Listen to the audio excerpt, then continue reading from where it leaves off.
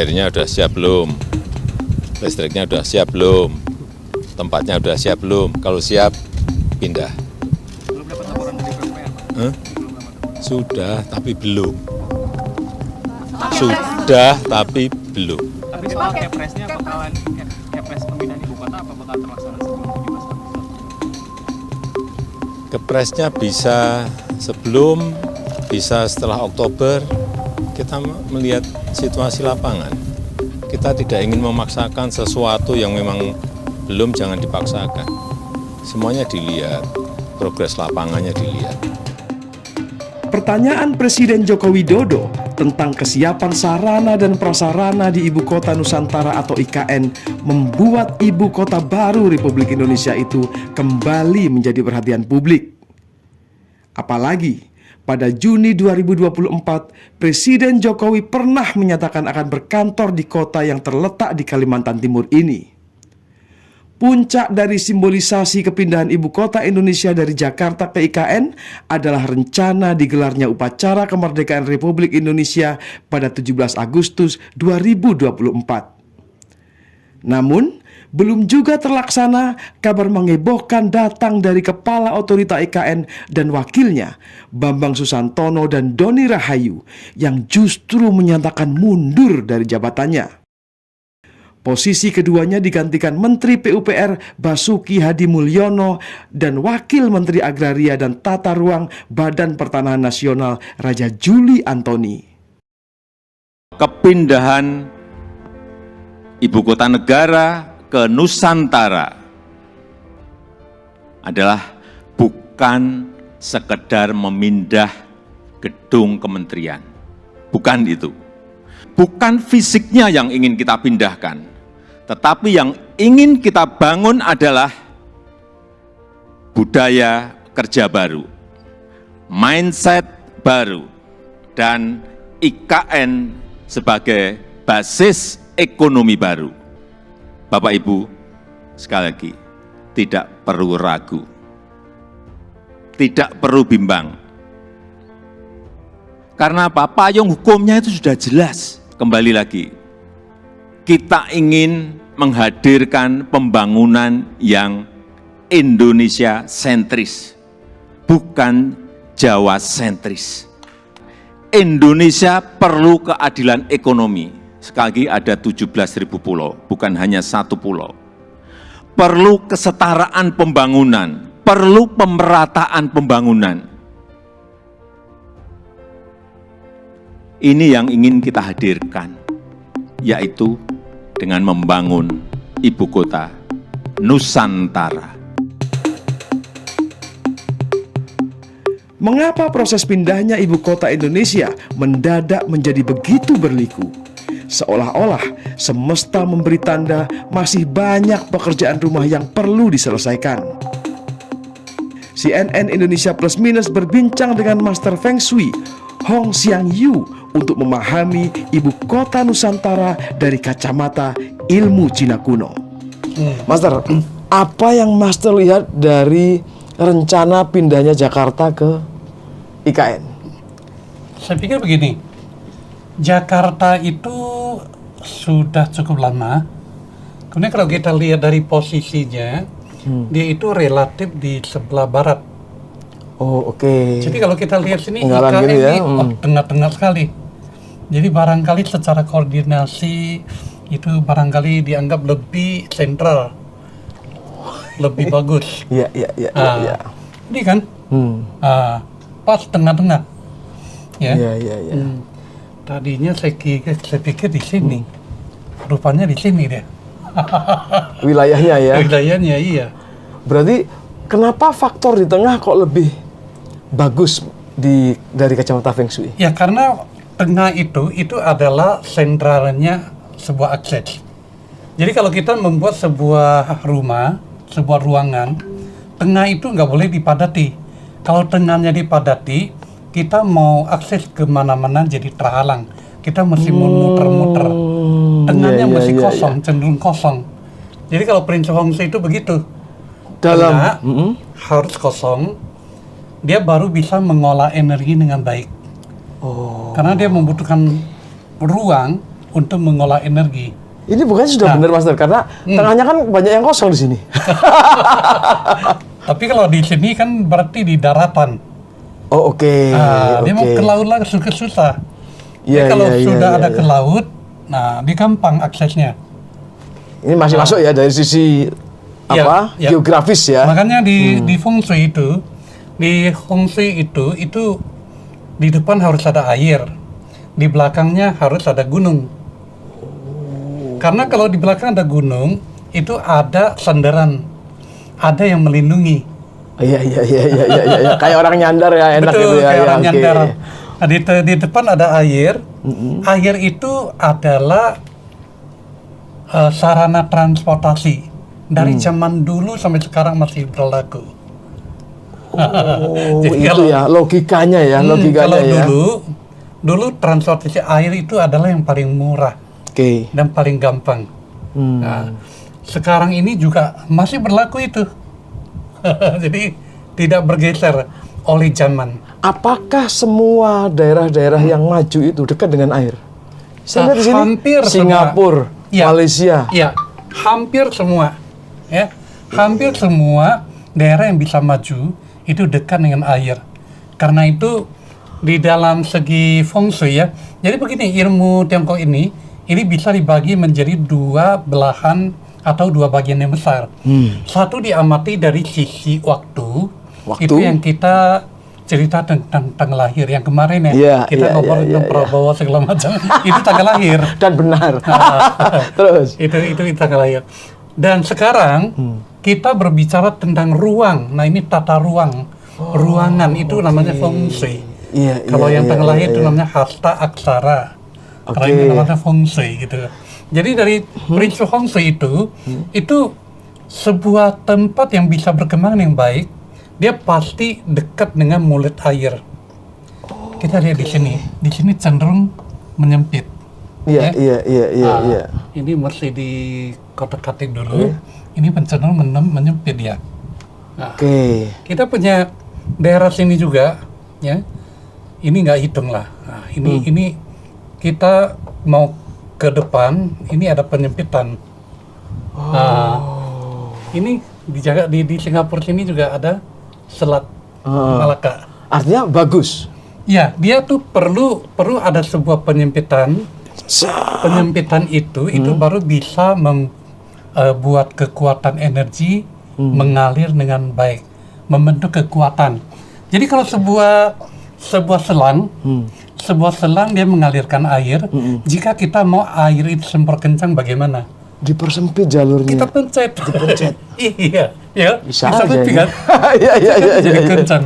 Jadi seperti begitu juga. Berarti secara geografis dengan adanya ini Ya. dekat air, ada penyempitan, ada lagi ya yang membuat ini menjadi. Jadi ini daerah sini adalah daerah terutama yang dari sini dangkal, daerah dangkalan. Ini kan laut dalam sudah. Iya. Ya. Di sini ke sana ini sudah dalam. udah dalam, udah keluar ke situ sudah samudra apa itu? Iya. Nah, jadi Kalau sana ya. ya, kalau Jakarta itu dia diundang oleh penyempitan ini ke sini, ini Udah juga adalah samudra sudah. Laut Selatan. Oh, oke. Nah, ini Laut Selatan, ini samudra apa Pasifik kayaknya. Artinya gimana Mas Der? Artinya berarti Ya. dari Artinya dia kalau sebuah tempat yang luas, kita bayangkan sebuah tempat yang luas, dia akan ada aliran udara yang deras terjadi di tempat itu. betul. Ya, oke. Ya. Aliran itu kemudian akan mengalir ke semua tempat, disebar ke semua tempat. Siap, betul. Jadi penyebaran itu jika melalui sebuah penyempitan, maka dia akan membentuk sebuah kekuatan tertentu. Jika dia tersebar ke daerah yang Lebih luas, luas. dia nggak ada kekuatan. Powernya nggak ada, Powernya kayak nggak selang ada. tadi ya, kayak selang air tadi. Iya. Loyo-loyo aja gitu. Iya. Jadi kalau dia sudah melalui sebuah penyempitan, dia baru ada powernya. Dari situ baru bisa dimanfaatkan energinya. Artinya ketika ada daerah-daerah yang setidaknya seperti ini geografisnya, mungkin dia juga bagus ya. Jadi di dalam filosofi Chinese itu kan ada yin, ada yang, ada bagian yang luas, ada bagian yang sempit. Itu terjadi suatu perbedaan. Seperti sebuah aki kan, aki itu kan ada kutub positif, ada kutub negatif. Iya. Plus minusnya. Kedua kutub itu mesti ada perbedaan tegangan. Jika tegangannya sama, itu akinya nggak ada guna. Iya, dia nggak ada yang dialirkan segala macam ya. Betul. Jadi prinsip sama semua. Kalau ilmu di dunia ini sama. Kalau misalnya, boleh lah ini ya, bisa dipandang seperti itu. Tapi kalau dari sisi tempat gini mah, ini kan masih kosong nih. Ada yang bilang, apain sih jauh-jauh, masih kosong juga fasilitasnya di sana. Gitu gimana, Mas? Jadi sebenarnya begini, jika rumah kita sudah tua, kita perlu ada renovasi, perlu ada perbaikan. Iya. Kadang-kadang kalau rumahnya besar, kemudian sudah berantakan sekali, ya, lebih bagus kita rubuhin saja, bangun yang baru, atau cari tempat yang baru. Iya. Kalau kita sulit merubuhkan, ya satu-satu cara adalah cari tempat yang baru. Kita lihat ibu kota kita sekarang ini, Jakarta, ini kelihatannya sudah sulit untuk diurus. Kalau diurus bisa, tetapi memakan biaya yang luar biasa. Jika mau bikin dengan sangat baik, maka alangkah baiknya kalau dipindahkan ke sebuah tempat yang ditata dari awal. Dengan biaya yang sama, dia akan menata dengan lebih baik. Dengan biaya yang sekarang yang sudah dipakai di IKN, jika kita bawa ke Jakarta untuk menata lagi, tak ada apa-apanya, ya toh? Berarti ini semacam merobohkan atau kemudian bangun baru dari awal. Nah, jadi kalau kita sudah di tempat yang lama, suatu tempat yang lama kita tinggal di situ lama, kita akan merasa bosan. Jadi kita perlu mengganti suasana. Fungsi juga begitu. Fungsi itu suatu waktu tertentu, fungsi itu ada energinya, ada antar waktunya. Dia satu periode waktu itu 20 tahun. 20 tahun satu periode waktu. Kalau sudah 20 tahun? Setiap 20 tahun ada sistem tertentu yang harus di-renew. Ada yang 40 tahun sekali, ada 60 tahun sekali. Pokoknya kelipatan dari 20. Jadi kalau kita lihat ada bangunan sudah 20 tahun kemudian direnovasi, ini Feng Shui nih. Pakai prinsip-prinsip Feng Shui. Oke. Kalau bukan fungsi pun itu, kalau sudah direnovasi, secara logika kan kita udah masuk kembali ke tempat yang baru, suasana hati kita juga bagus. Energinya, jadi kita ngomongin energinya bagus. Oke. Berarti nggak masalah ya ini? Tidak ada masalah. Masih kosong segala macam. Dengan adanya tempat yang baru, akan bisa menghadirkan suasana yang baru, membangun harapan yang baru bagi Indonesia. Sebetulnya Jakarta ini secara fungsinya ini ideal. Ini ada pelindung kiri, pelindung kanan. Ini ada namanya Mintang. Mintang itu ya halaman dalamnya. Pelindung kiri, pelindung kanan ya. Halaman luarnya dan segala macam. Sebenarnya bagus ya. Kalau kita pindah ke sini, ini sebenarnya sama. Di sini, ini sedikit ini adalah pelindung. Gitu? Udah lari kemari, ini kan ke sini, ini ke sini. Ini juga pelindung, gitu. Ini kalau kita lihat kan dia kan begini. Iya. Kita nggak melihat sampai di situ ya. Oke. Gitu. Jadi hampir sama dengan ini karakternya. Jadi hambatan di depannya ini adalah ini pulaunya. Pulaunya ini gede banget tapi. Hambatannya itu maksudnya gimana, Mas Dar? Jadi begini, jika Anda perhatikan ya, suatu hunian, suatu toko misalnya, jika kita bangun langsung menghadap ke jalan tol tanpa ada hambatan, toko itu biasanya jarang kunjungi orang. Perhatiin nggak? Iya juga ya. Dia perlu dihambat, apakah itu tanam pohon untuk menghambat, ataukah ada pohon bambu, pohon apa segala macam. Pokoknya ada. Atau ada pagar sekalian. Di tempat itu baru bisa ramai. Itu kalau dalam bahasanya Feng Shui. Feng Shui itu bekerja atas prinsip energi. Energi tidak sama dengan udara, tidak sama dengan angin. Tidak sama dengan angin. Ada satu prinsip mengatakan bahwa energi mengalir mengikuti air. Air itu aliran, belum tentu air benaran. Aliran kendaraan, aliran manusia juga termasuk air. Ya. Dia mengikuti aliran. Dia akan buyar bila mana tertiup oleh angin. Kalau lapangan terbuka sekali, anginnya kencang banget. Ya dia punya energinya nggak ngumpul, buyar. Itulah kenapa perlu penghadang apa namanya itu? Betul, makanya di seberangnya perlu dihalang. Perlu dihalang. Jadi bagus ya posisi ini ya, tap ini ya. Iya. Nanti ya. Ini hadapnya saya sih belum ukur ya, tapi kalau kita lihat dari peta, ini kan sebelah timur, ini selatan, ya. Berarti ini hadapnya ke tenggara itu. Ke tenggara. KN kemungkinan menghadap ke tenggara. Nah, ini secara tanahnya, kita lihat dari geografisnya begitu. Tapi sebetulnya hadap dari suatu sistem bangunan tergantung dari hadap bangunannya. Oh, berarti kita nanti lihat ya, masing-masing bangunan itu menghadap. Kita harus ke istananya, bangunnya hadapnya kemana. Kalau ini kita lihat itu hanya sebuah sistem saja. Secara dasar. Ya seperti sebuah jalan besar ada tamannya, ya. Sisi kiri taman hadap rumahnya kemana, kanan hadapnya kemana. Tapi sebagai pengetahuan general, kita bisa ketahui bahwa tanah ini, IKN ini menghadap ke tenggara ya, kalau melihat ini ya. Kita perlu tahu nanti istananya itu menghadap kemana. Tapi gini, sebelum itu kalau rumah atau wilayah menghadap ke tenggara ini menurut Pastor gimana? Jadi di Feng Shui itu mengikuti mata angin. Mata angin itu kan ada utara, selatan, timur, barat.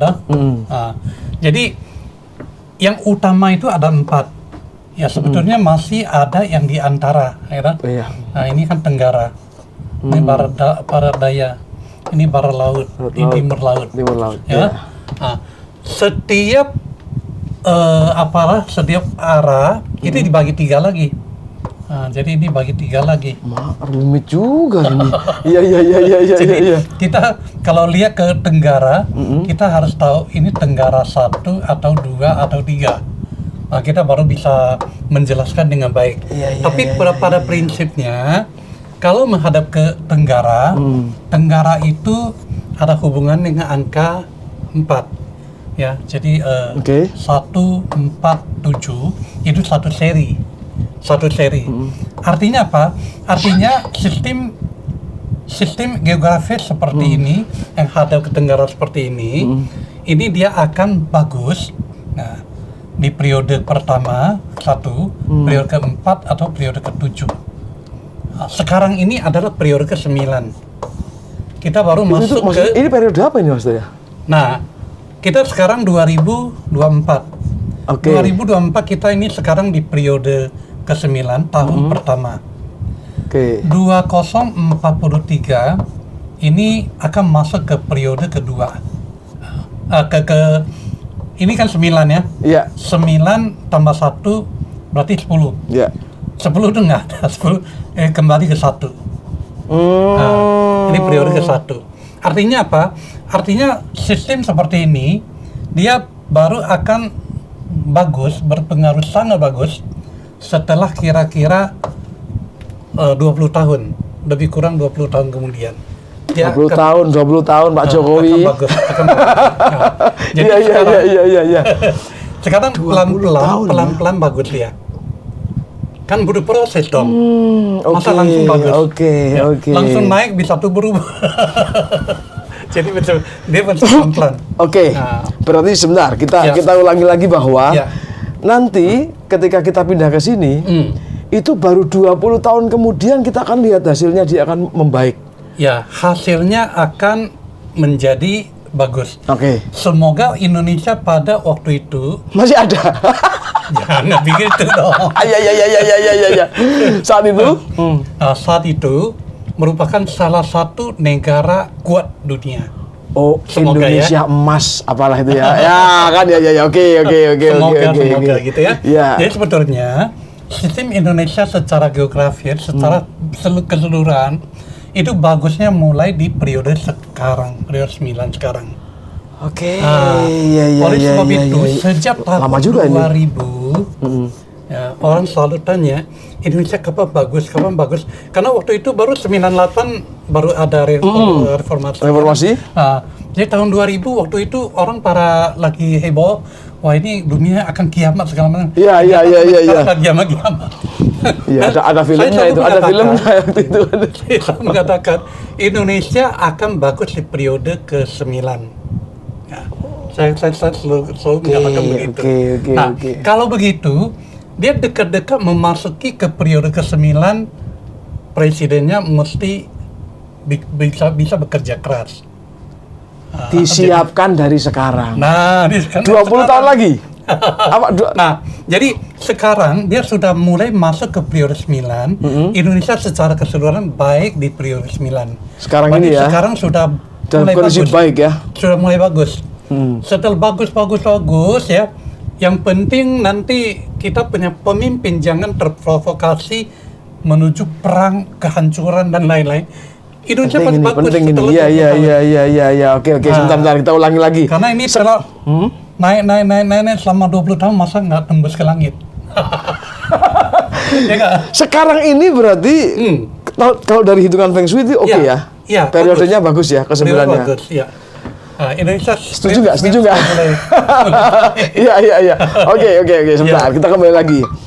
Berarti kita sudah tahu nih arahnya kemana, hitungannya seperti apa. Ya, ini secara global ya. Secara global, oke. Jadi kalau detailnya kita bisa di IKN-nya kemana?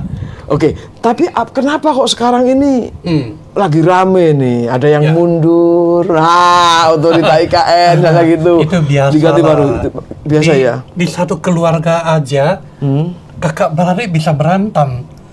Masa negara yang begitu besar? Iya, bisa aja itu Aster ini. Iya kan? Enggak, tapi apakah misalnya gini, besok itu 17 Agustus mau upacara di sini? Master Feng Shui lihatnya gimana? 17 Agustus akan upacara di sini. Menurut saya itu suatu kegiatan yang bagus. Kan memulai ya. Bersamaan dengan mulainya negara ini. Betul. 17 Agustus. Jadi 17 Agustus kan memang hari kejadian Indonesia, hari jadinya Indonesia. Jadi ya hari jadinya Indonesia dibawa ke situ untuk mengkokohkan Nusantara tersebut. Itu suatu seperti ya secara surat belum ada capnya, ya, kita kasih cap, gitu. Kayak gitu. Bisa.